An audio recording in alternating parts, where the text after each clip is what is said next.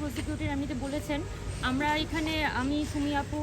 আমরা মূলত এখানে এসেছিলাম আন্দোলনকারীদের পক্ষ থেকে আন্তর্জাতিক অপরাধ ট্রাইব্যুনালকে আমরা কীভাবে করে হেল্প করতে পারি সেটা আমরা আসলে জানতে চেয়েছিলাম। এবং আমাদের যে কনসার্ন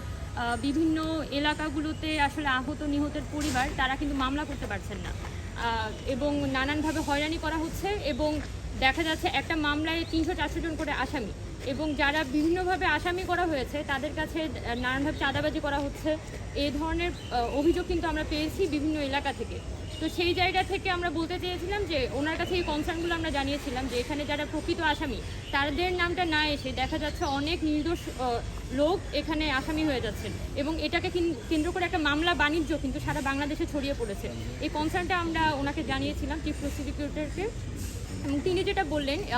তিনি তো বললেন যে এখানে চাইলেই যে কোনো মানুষ এসে তাদের মামলাটা করতে পারে, যদি আবার তাদের যে মামলার এজাহার বা তথ্য ডকুমেন্টগুলো সেগুলো চাইলে তারা ডাক যোগে আন্তর্জাতিক অপরাধ ট্রাইব্যুনাল বরাবর পাঠাতে পারবেন। আরেকটা কথা